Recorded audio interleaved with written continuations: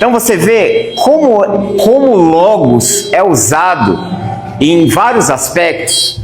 Você tem o período grego clássico, onde ele é um período dos filósofos, no mesmo período ou anterior um pouco, onde o logos é só usado como uma palavra falada, como um discurso, usado como razão, relato, cálculo, argumento, explicação. E aí os filósofos pegam e eles começam a dar um sentido, um significado especial, tá? Para essa palavra. Começa com Heráclito. Em que Heráclito usa logos? Ele diz que o logo é o princípio eterno que ordena e governa o mundo. Quando ele usa isso de uma maneira metafísica, ele está dizendo que o logos é um agente externo, que o logos é como se fosse uma força externa. Não é material, não é físico, é um agente externo à criação. Então, é um agente que pensa por si só. Ele não chama isso de Deus, ele não chama isso de divindade, entendeu? Mas ele diz que o logos, ele é usado para ser a força que está por trás da criação. Olha que coisa interessante. Ele enxerga como um princípio, né? Como um princípio, como um agente. Ou seja, tudo contém o logos, tudo contém uma ideia inicial. Então aqui ele não está pensando como palavra, tá? Ele está pensando como uma ideia. Sabe, eu vou pensar assim, como se fosse o pensamento que cria, o pensamento criador. Nos filósofos aparece muito com essa ideia. Por isso que logos é muito atrelado. Logos pode ser pensado como palavra, mas na filosofia o logos está mais atrelado à razão, ao raciocínio, à lógica, ao pensamento, sabe? Aquilo que coordena as ideias. É como se fosse a semente. Olha que coisa interessante, é como se fosse uma semente inicial de pensamento que dá origem às coisas. Não exatamente palavra, mas pensamento. Em Platão, isso já toma uma forma muito mais forte. O logos é fundamental no processo dialético. O que é dialética? Dialética é discurso, tá? É um termo usado na filosofia. Dialética é um discurso, é onde uma parte é apresentada e a outra contraparte, entendeu? Há uma contra-argumentação. Isso é dialética, quando você dialoga com um determinado objeto. Por quê? O Platão ele apresenta o logos como discurso, como uma fala racional, mas subordinado ao mundo das ideias. Ou seja, que o discurso ele existe porque primariamente existem as ideias. Então ele não coloca exatamente num sentido metafísico, mas ele fala que logos é o discurso, é a fala. Em Heráclito aparece como um princípio, como um pensamento. Aqui aparece como uma fala em Platão. Em Aristóteles, parece que ele une as duas ideias. É a razão discursiva, elemento distintivo do ser humano, aquele que permite o raciocínio, a argumentação e a ética. Aristóteles volta novamente a colocar o logos para fora. Em Platão, o logos ele é um agente do mundo das ideias, mas ele está atrelado ao homem, ele é intrínseco no homem. Por quê? Porque se o logos ele acontece no discurso, no debate, se o logos ele acontece quando eu falo acerca de algo, do diálogo em duas partes, então o logos ele passa a ser inerente ao ser humano. Mas já Aristóteles e Heráclito vê como algo fora do ser humano. Olha que coisa interessante. Então existe um conceito de espiritualidade por trás do logos. Quando a gente chega em Filon de Alexandria, logos, ele atribui o logos à sabedoria divina. Quase como um intermediário entre o Deus transcendente e o mundo criado. Então, para Filon, o logos, ele é essa luz, esse insight da sabedoria divina. É essa percepção de Deus na criação, essa percepção da realidade de Deus, é essa comunicação. E aí, por que eu grifei intermediário? Porque ele está falando que ele é o intermediário entre Deus, o eterno, e o mundo, entre uma realidade imaterial e uma realidade material. E é essa ideia que vai estar presente no texto de João. Vai ter essa influência do judaísmo helenista, a gente chama isso, judaísmo helenista, em Filon de Alexandria, porque ele traz o judaísmo, conceitos do judaísmo, com conceitos da filosofia, tá? Então, há uma influência, lembra que eu falei para vocês que a gente precisava fazer uma live sobre influências do pensamento, da filosofia grega dentro dos escritos do Novo Testamento? Aqui uma prova. Esse logos é tratado em João 1:1 exatamente com essas características já presentes em Filon de Alexandria. Mas o texto de João 1:1, ele é um texto construído para responder a um problema que está acontecendo com o cristianismo, com as igrejas, com as comunidades do final do primeiro século, e se torna um desafio para os pais apostólicos do início do segundo século, que era um movimento chamado de gnosticismo. O gnosticismo foi um movimento que invadiu as igrejas. A gnose ou gnosticismo era um conceito filosófico que estava já presente dentro das comunidades cristãs do final do primeiro século. O gnosticismo, basicamente, ele é uma mescla de conceitos, vamos dizer assim, místicos, de conceitos de uma tradição mística grega, com conceitos do judaísmo místico também, que já estava em voga, sabe? O judaísmo místico lá Você já tinha uma literatura muito prolífera ali no final do primeiro século, tanto judaica como grega. Então eles fazem essa junção, e qual é a grande fala do gnosticismo? Que esse logos é o agente criador. Os gnósticos olham para o logos exatamente como os filósofos aqui, como o Heráclito, principalmente Heráclito, Aristóteles, mas muito mais baseado em Heráclito, que traz essa visão. Então ele fala que o logos, ele não pode ser humano, é uma realidade supra-humana, é uma realidade metafísica, para além do físico. Sendo assim, não pode se pensar em Jesus como sendo divino.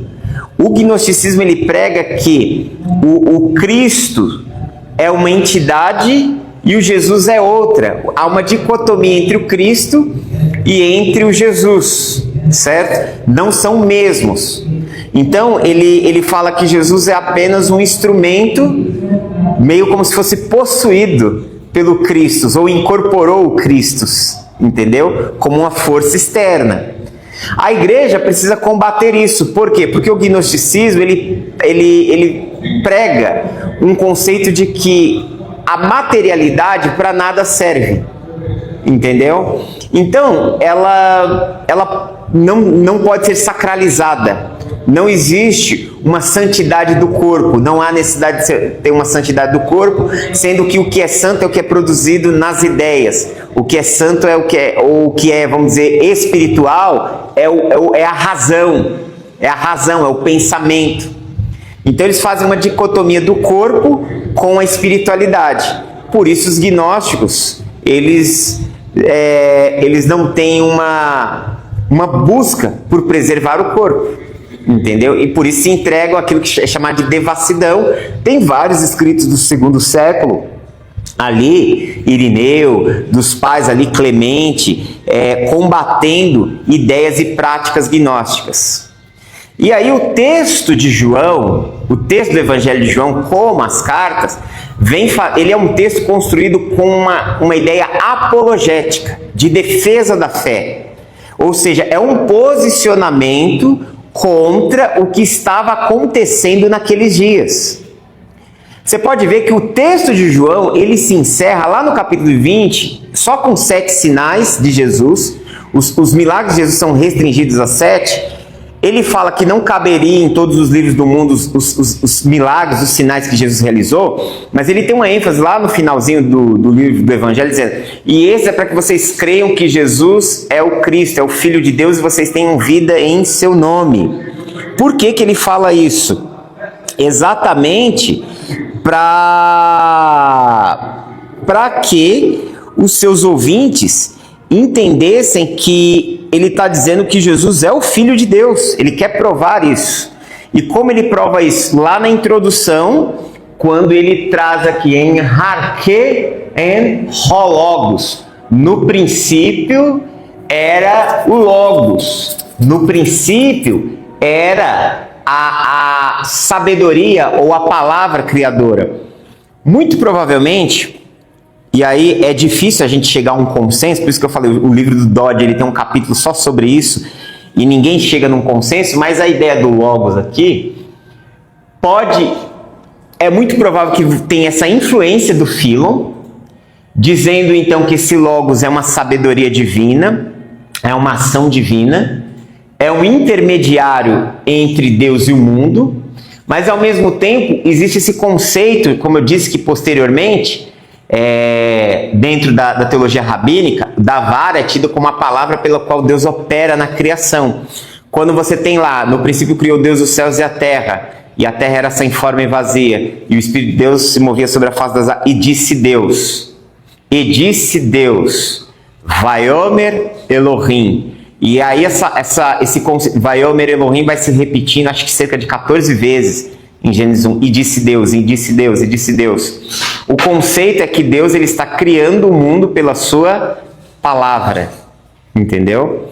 Então, muito provavelmente tem essas duas influências. A influência judaica, da palavra criadora, da palavra que cria as coisas, porque isso é trabalhado no texto, mas de que o Logos, ele é essa sabedoria divina, ele é esse agente intermediário, é ele que faz a conexão entre Deus e o mundo, entre Deus e os homens. E aí ele fala, e aí que está o grande conceito, que esse Logos, ele não é abstrato, ele encarna, ele não é algo para fora da realidade, ele entra na realidade humana, entendeu? E aí já é uma construção teológica mesmo, uma construção teológica para mostrar o quê? Que Deus entrou na história humana através do Logos, só que esse Logos não é apenas uma razão, não é uma iluminação, não é um conceito, esse Logos é uma pessoa, você está entendendo? Então o Logos aqui, nem João, diferente de como é usado o Logos em outras partes. Se eu pegar lá porque a palavra de Deus é viva e eficaz e tal, lá está usando a palavra Logos. Mas aqui eu estou querendo dizer como o escritor usou o conceito. Aqui ele não pensou em Logos como palavra apenas. Aqui ele está pensando em Logos com essa influência do judaísmo helenista. Ou seja, existe uma influência filosófica de cosmovisão, porque ele quer fazer uma defesa de que o Logos encarnou, de que o Logos é vivo, de que o Logos é uma pessoa, entendeu? De que esse Logos, ele toma forma em Jesus. Você pode ver que a ideia, você vai ter que ler, para você pensar nessa sabedoria aqui do Philon, você vai ter que ler o livro de sabedoria, capítulo 9, 1 e 2. E aí não tem você tem que achar uma Bíblia católica, porque em sabedoria 9, 1, 2, a sabedoria é tratada exatamente como no conceito de Philon. É quase que uma tradução de como Philon pensa. Não foi ele que escreveu a sabedoria, embora já houve críticos tentando levantar a possibilidade dele ter alguma influência no texto de sabedoria, tá? O Logos, lá em sabedoria, ele é um instrumento da criação, é uma emanação divina. Então, o escritor do quarto evangelho, ele se aproveita desses conceitos E ele se aproveita que ele está escrevendo para uma comunidade gentílica, uma comunidade na Ásia Menor, uma comunidade helênica, que está lidando com esses problemas, e aí ele começa a trazer o conceito do Logos como uma pessoa. Ele traz o Logos de uma forma encarnacional, que a voz criadora, a voz que cria, a voz que dá origem, a voz que dá sentido à vida, a voz que tudo passa a existir por meio dele, a voz que constrói todas as realidades, a voz que sustenta todas as coisas, essa voz, esse elemento divino, da divindade, se torna humano, encarna. Por isso o texto começa, no princípio era o verbo estava com Deus, o verbo era Deus, ele estava no princípio com Deus, todas as coisas foram feitas por ele, e nada do que foi feito se fez. E a vida estava nele, a vida era a luz dos homens, né? No princípio era o verbo estava com Deus, e o verbo era Deus. E aí, passa-se a defender isso do ponto de vista de que a palavra, o Logos, ele se fez carne. Aí você vai ter lá na continuação do Evangelho de João, e o verbo se fez carne. E Logos, né, ele entra como humano. Ele se torna carne, ele se torna humano. E o verbo se fez carne e vimos a sua glória. Vou ler o texto aqui, porque agora de cabeça, lembrar todo o Evangelho de João capítulo 1 é meio complicado. Mas aqui, ó, o texto ele é basicamente assim.